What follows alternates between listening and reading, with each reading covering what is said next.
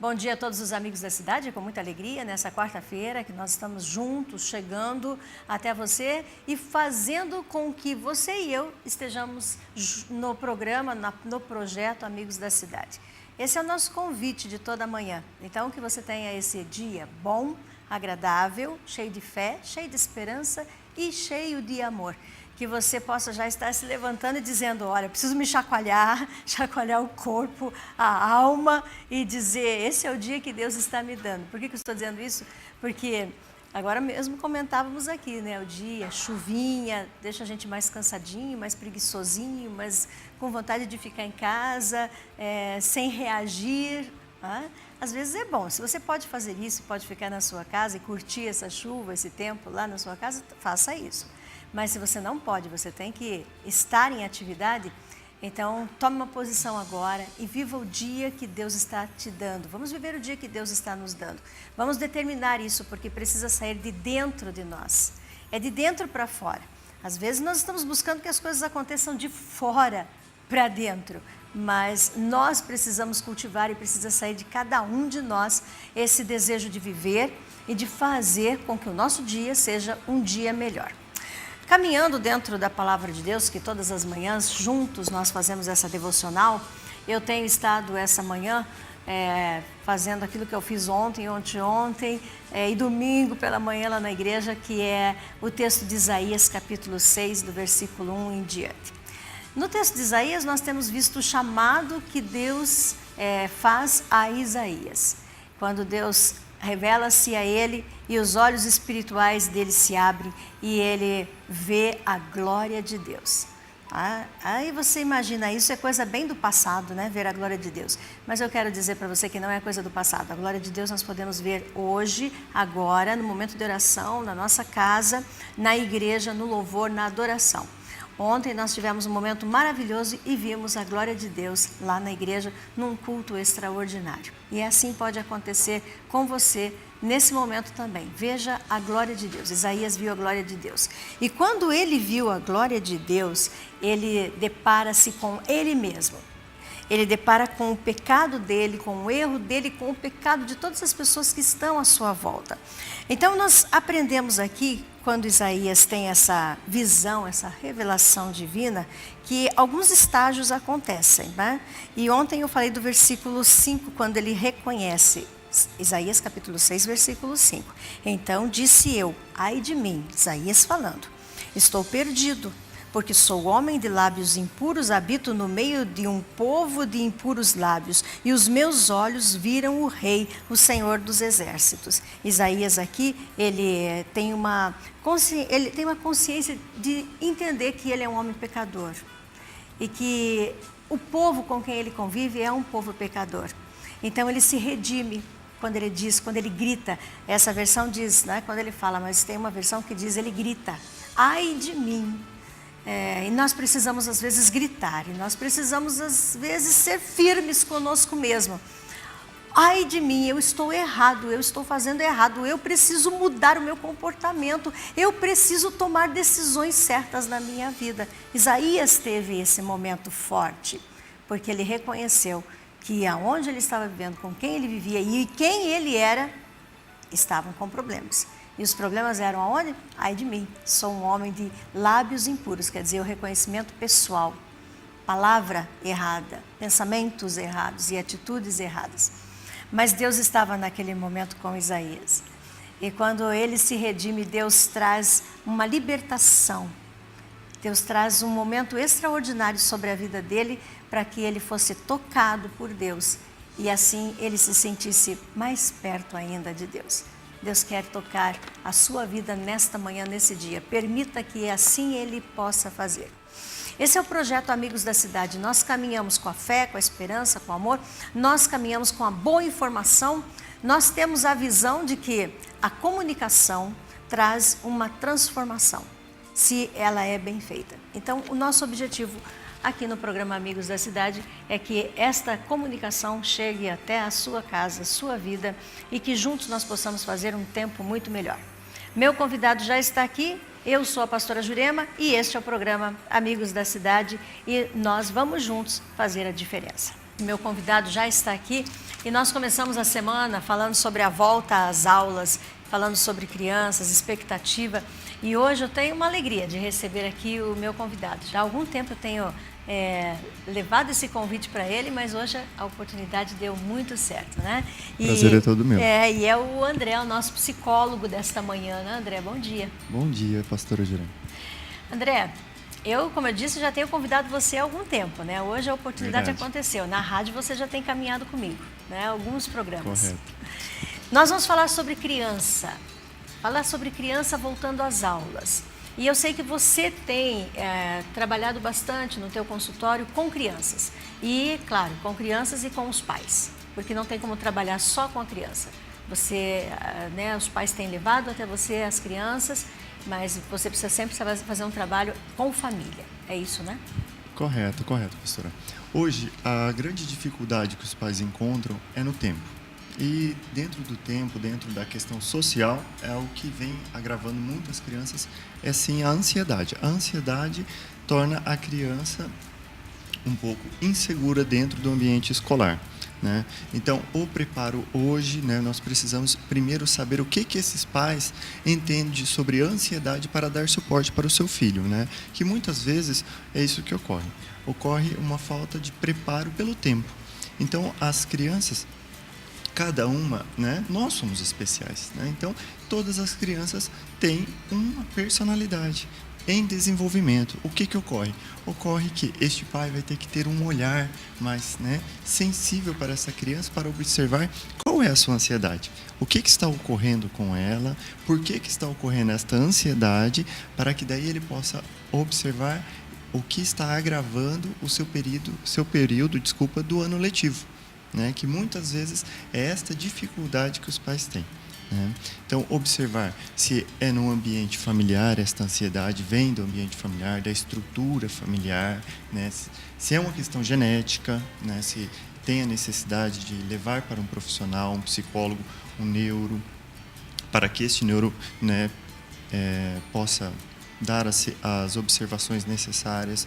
A questão social, a questão hoje da evolução da mídia, internet, né? Onde está esta ansiedade dessa criança? E preparar esta criança para o retorno às aulas, que é o principal. O preparo, ele vem, em primeiro lugar, da segurança dos pais, né? Se a criança estuda em uma escola pública, né? Então, essa criança, professores, né, eles têm uma carga horária que muitas vezes não condiz que vai dar continuidade no próximo ano com este aluno. Então, o que ocorre que estes pais vão ter que preparar este aluno. É um ambiente sempre que vai ter esta mudança. Direção, né, professores, amigos, né, matérias, né? Está saindo do ensino fundamental, vai para o ensino médio. Vai ter uma mudança, né?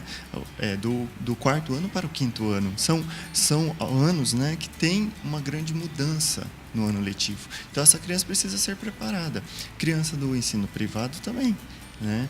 A questão, né, do professor, a questão do ambiente, a questão também social, as cobranças para essa criança, né? Hoje, né, muitos pais têm o quê? A necessidade de colocar a criança em período integral, né, em uma escola. Isso é positivo ou é negativo? Muitas vezes não. Muitas vezes não é positivo. Por quê? Porque essa criança deixa de aprender com o social, né? A escola vai dar todo o suporte? Vai. Só que a família é a grande escola dessa criança também. Não só o ambiente escolar, né? Então, o convívio familiar, uma atividade extracurricular, seja um esporte, seja, né, uma outra atividade pedagógica. Então, essa criança necessita também do ambiente familiar, né? Então, este preparo, ele é essencial, né, para que essa criança possa entrar segura na escola. Aí estes pais já vão poder observar esses cuidadores, onde essa criança apresenta ansiedade, né? Uma criança segura no ambiente escolar, ambiente família, sociedade, vai fazer com que essa criança se torne um adulto mais seguro. Correto. Essa criança vai se tornar mais segura. Porque hoje a grande questão da criança, ela não vê o amanhã.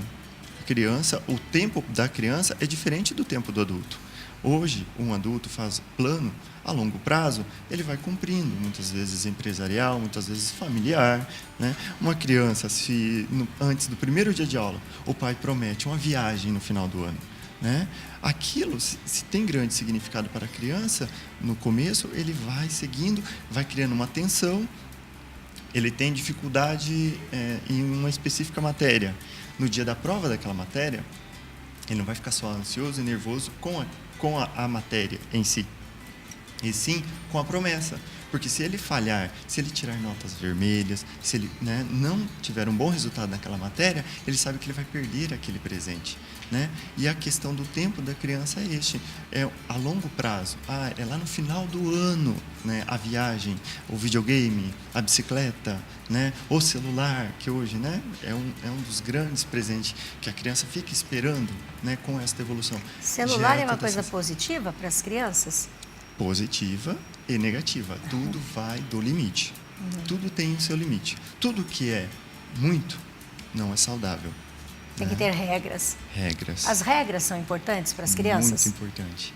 Regras e limites são importantes, né? Não um limite totalmente rigoroso, né? Porque é criança. Mas sim limites para que ela aprenda. É assim como a senhora citou a questão da criança ser uma criança se tornando um adulto saudável, sem ansiedade, sabendo lidar com os problemas.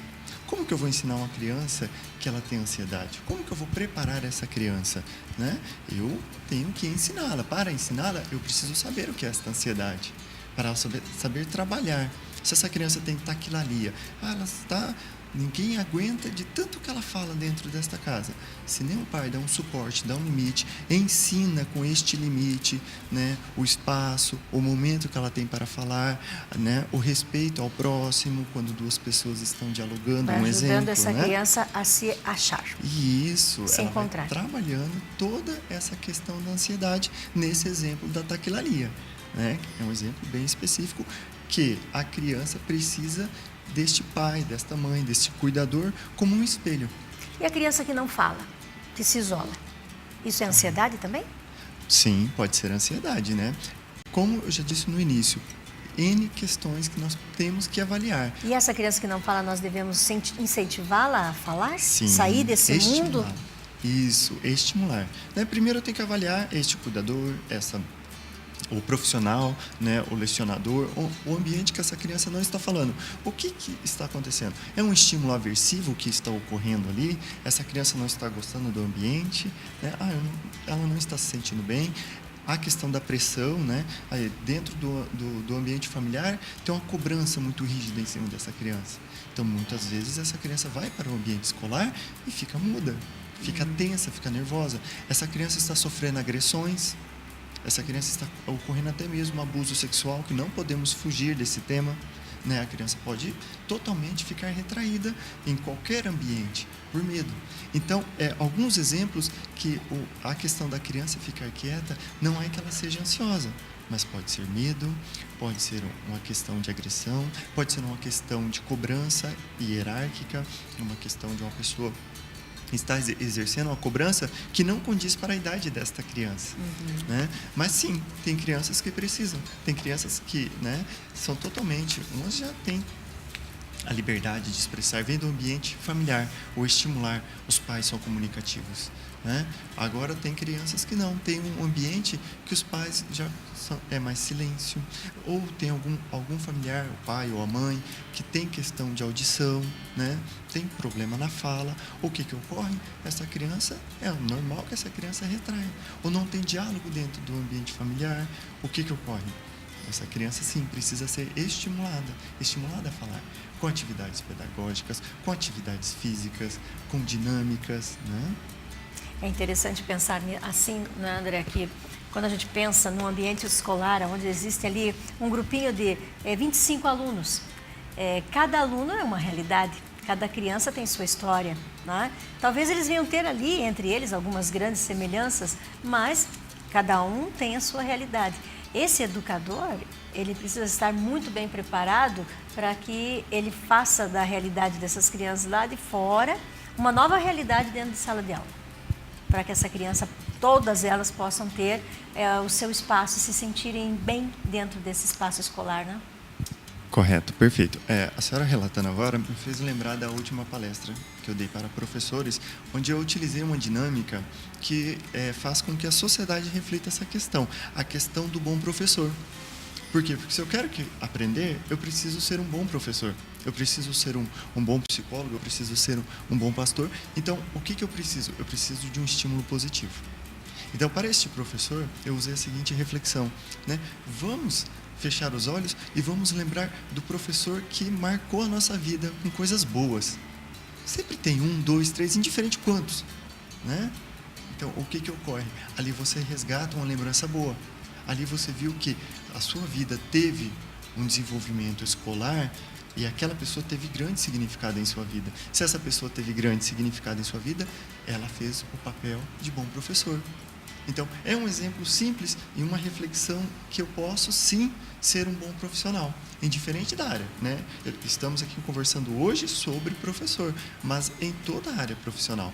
Sim. Ser um bom profissional, você pode, sim, remeter a bons exemplos.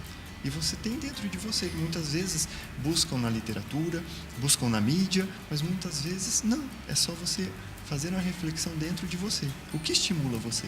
O que estimulou você na sua infância a gostar de matemática, a gostar de português, né? Indiferente, muitas vezes a criança tem aquilo, né? Uma aversão, não gosta. Mas por que ela não gosta? Ela não foi estimulada, né? Ela tem dificuldade, ela precisa de um auxílio, de um psicopedagogo, ela precisa de uma equipe multiprofissional, ou foi um profissional que não soube apresentar aquele conteúdo para ela? Porque, infelizmente, as mensagens negativas, aquilo que tornou-se uma barreira ruim, né? Uma informação que ficou gravada na alma, na mente, sempre são as negativas. Lembram-se sempre do que é ruim e não do que é bom, né?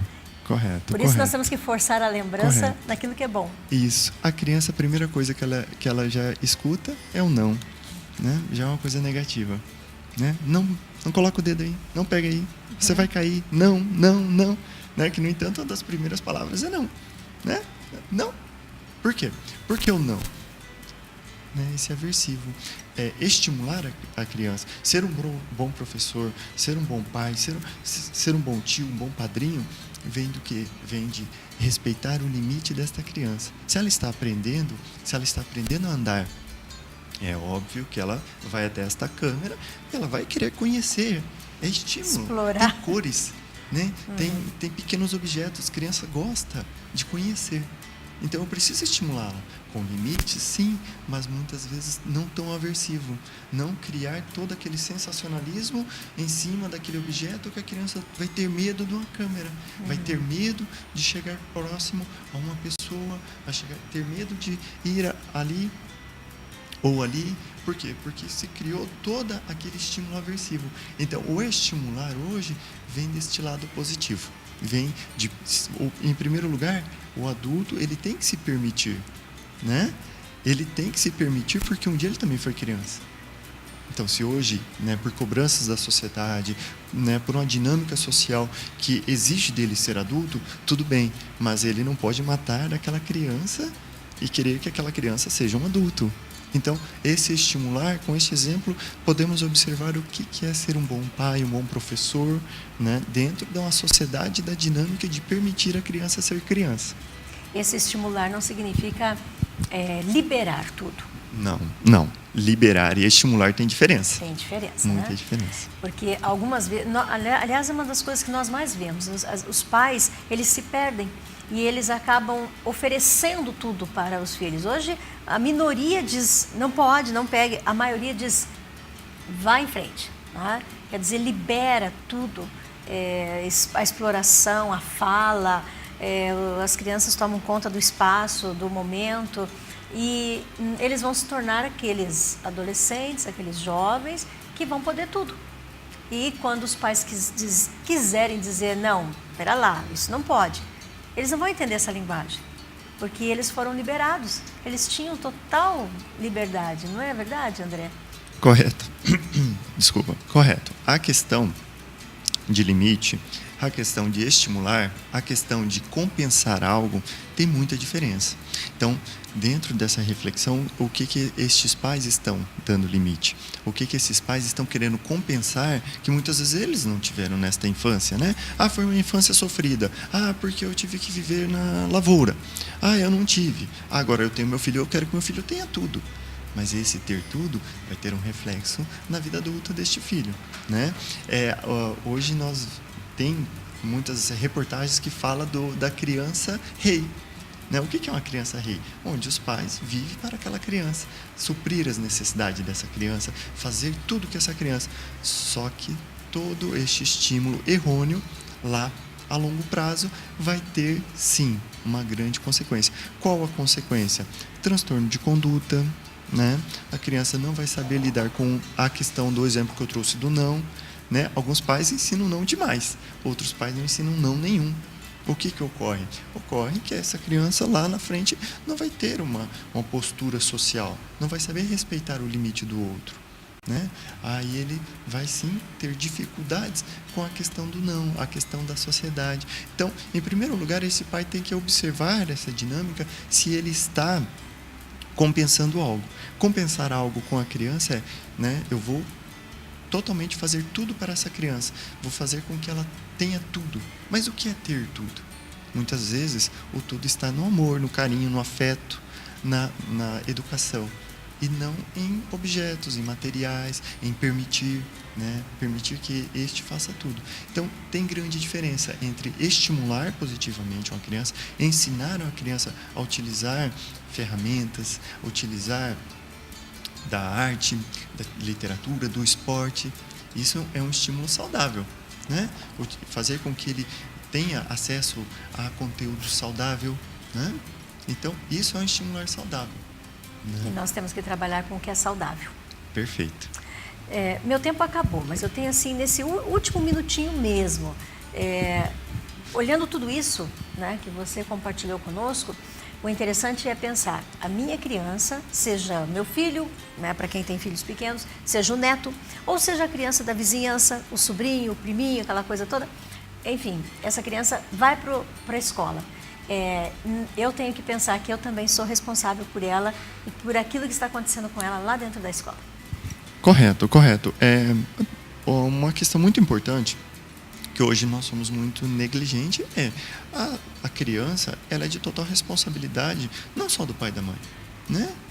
Temos aí toda uma questão pública, temos uma questão de levar a informação, seja ela onde for, que nem hoje aqui pela televisão, né? Amanhã pelo rádio, depois de amanhã pelo jornal, seja onde for, as pessoas têm que ter esse acesso. E por que a criança não tem que ter este cuidado, né?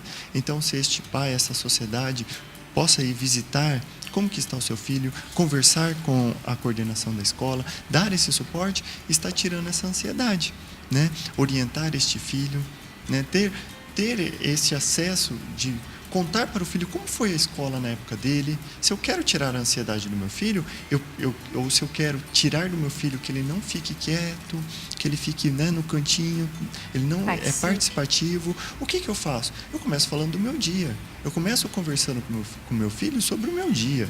Eu falo para ele como foi o meu dia. Eu vou buscá-lo na escola, né?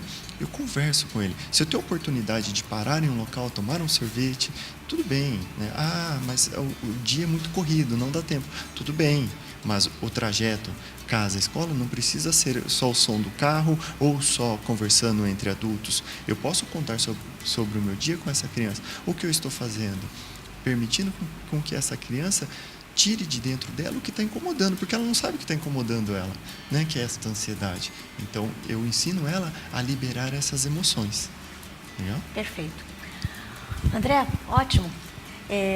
Eu quero fechar esse momento, né? Nosso tempo já termina, mas o quanto é importante a participação de todos nós, né? Toda a sociedade, família, escola, para que uma criança venha a ser mais feliz. Eu quero te agradecer muito por ter estado comigo aqui no programa Amigos da Cidade. e que seja a primeira de muitas vezes. Correto, muito obrigado pela oportunidade, estou à disposição, né, dentro dos nossos horários, né, agenda, sim, vamos encaixar sim, sempre. Levar a informação à sociedade é muito importante, levar sem ter onde, quando e como, porque é um direito de todos. Ter todos os tipos de informações necessárias para uma qualidade de vida. E sim, a criança hoje, né, ela vai ser um espelho da nossa sociedade. Se hoje nós estimulamos, se hoje nós damos todo um suporte para a criança, nós teremos uma sociedade melhor. Com certeza. Obrigada. Gente, eu quero agradecer muito a Deus por esse momento, porque criança, para mim, é muito importante.